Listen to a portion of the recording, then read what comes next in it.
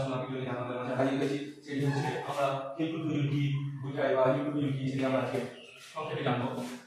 আত্মঘাতী বিপর্যয় মূল মন্ত্র শান্তিপূর্ণ সমাজ গঠনে করার লক্ষ্যে হযরত মুহাম্মদ সাল্লাল্লাহু আলাইহি ওয়াসাল্লাম একটি সংগঠন বা হুজুর নামে একটি শান্তি সংঘ গঠন করেন, যেটি যুবকদের নিয়ে তারা গঠিত। এটি হচ্ছে একটি সুন্দর একটি সংগঠন যেটি মানব কল্যাণের জন্য সংগঠনটি তৈরি করা হয়েছিল। এই সংগঠনটির 6টি উপপাদ্য বা 6টি মূল লক্ষ্য ছিল যে এই 6টি কারণে তারা কাজ করবে। সেটি হচ্ছে 1 নম্বরে কর্মসূচিগুলোর মধ্যে তারা দেশে শান্তি শৃঙ্খলা বজায় রাখবে, যে যারা সংগঠনের মধ্যে থাকবে তারা সবসময় নিজেদের মধ্যে শান্তি শৃঙ্খলা বজায় রাখার চেষ্টা করবে এবং তারা অত্যাচার করা থেকে বিরত থাকার বা রাখার চেষ্টা করবে, তাদের সাথে প্রতিহত করার ব্যবস্থা করবে এবং তারা গোত্রের মধ্যে সম্প্রীতি বজায় রাখবে এবং তাদের নিজের গোত্রের মধ্যে যে হানাহানি মারামারি বা গোত্রীয় বিবাদ সেগুলো থেকে তারা বিরত থাকবে এবং তারা দুর্বল ও এতিমদের সহায়তা করবে। দুর্বল এবং এতিম অসহায় ব্যক্তিদের তারা খাদ্য সহায়তা বিভিন্ন সহায়তা দিয়ে প্রদান করে তাদের সাথে সহায়তা, তাদের যে কষ্ট দুঃসাধ্য করার চেষ্টা করার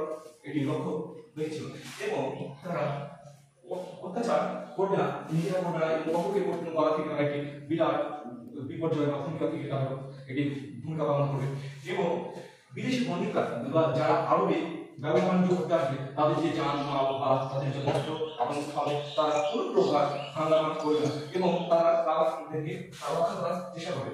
এই সংগঠনের মাধ্যমে মোহাম্মদ সাল্লাল্লাহু আলাইহি ওয়াসাল্লাম প্রতিদিন গোত্রের মানুষদেরকে বা যুবকদেরকে নিয়ে একটি সংগঠন করে করেছিলেন, যে এই সংগঠনের মাধ্যমে আরব সমাজের একটি ভূমিকা পালন করেছিল এবং তাদের যে একটি সহায়তামূলক সংগঠন সেটি প্রচলন শুরু হয়েছিল।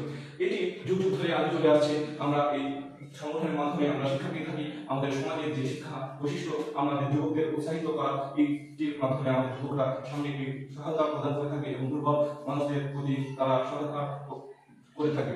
আসসালামু আলাইকুম ওয়া রাহমাতুল্লাহি ওয়া বারাকাতুহু। আপনারা ভালো থাকবেন এবং আমাদের সাবস্ক্রাইব করবেন। আসসালামু আলাইকুম।